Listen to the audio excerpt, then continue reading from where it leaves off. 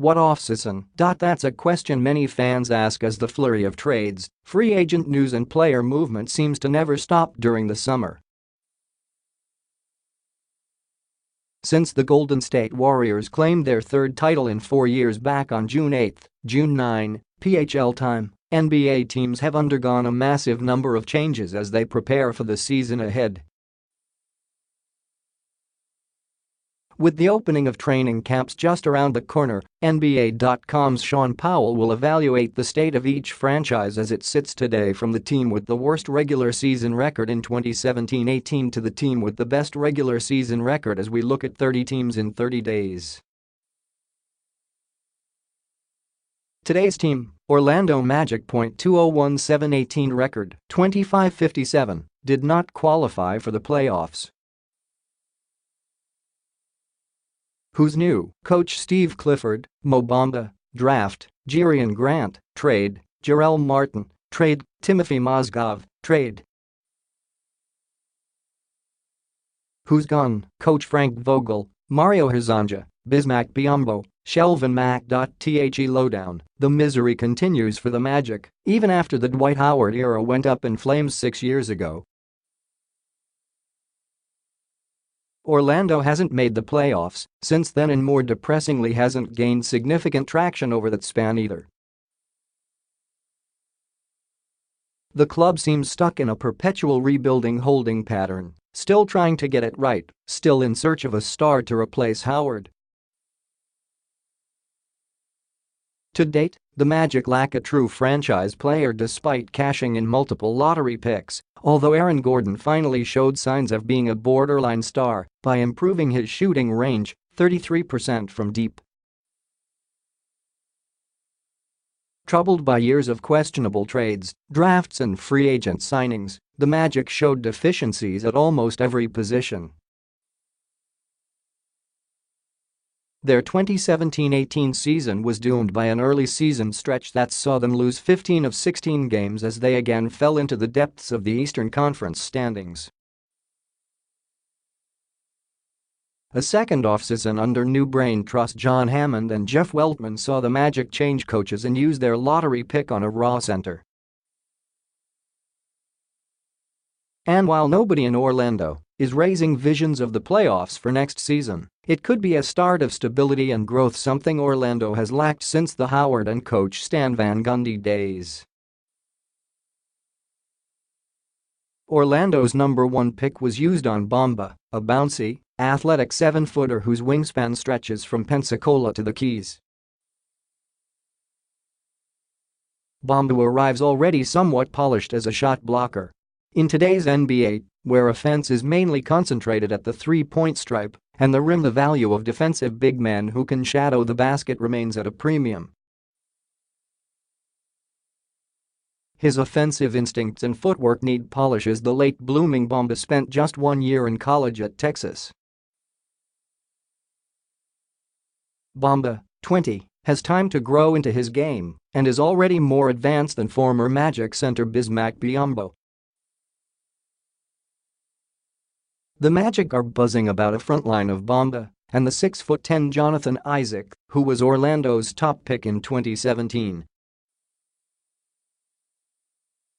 If these guys click, they'll be a combo forward more known as Mojo.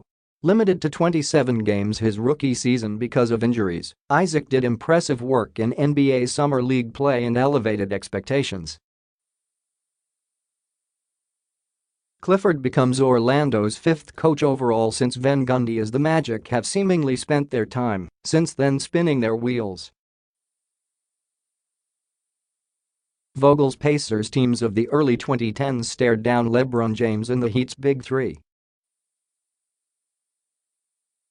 But the Magic didn't follow him to Orlando. The new coach arrives off a somewhat turbulent season in Charlotte, where Clifford dealt with health issues, taking a leave of absence, and oversaw a Hornets team that was a mild disappointment.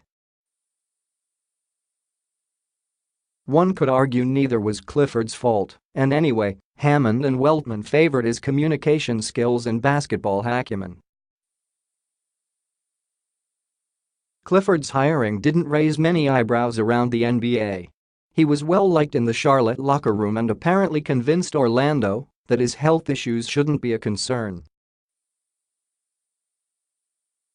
Another order of business was with Gordon, a restricted free agent and someone the Magic wanted to keep. Gordon cashed in despite a somewhat tight market for free agents, getting 4 years and $84 million to stay, which was his preference. It's a steep price for someone who hasn't lifted Orlando from the lottery or fits a true frontcourt spot, but Gordon is just touching his prime years and could be flexing for a breakout.